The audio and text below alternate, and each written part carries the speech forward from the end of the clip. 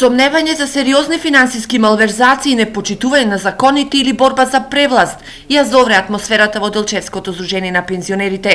Огранокот на пензионерите од населбата Милково брдо обвини за незаконско работење на здружението, доживотни функции, исплаќање високи хонорари, нетранспарентно работење, неводење сметка за имотот на здружението. Според нив довербата во раководството е разнишена, а нивните предлози не се слушаат.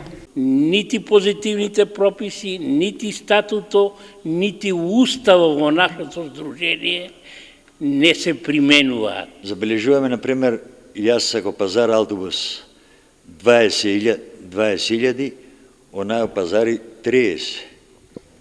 Значи зима пари си става у джебове. Последиците од овој начин на работа на здружението според нив е на штета на 3000 пензионери во Делчево. Тоа прашање повеќе пати е актуализирано и од порано и сега, но никакви ефекти до сега нема. Основна грешка сегашното раководство прави со тоа што избегнува секоја соработка со локалната самоуправа која мора да биде вклучена во решавањето на тие материјални проблеми на пензионери.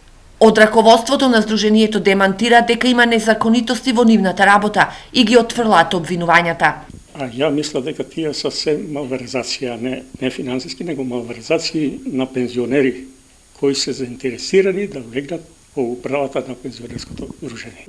Ние што се однесува до проблемите со ограноците и работата што е, имаме со сите добра соработка, освен со огранокот од Милково брдо.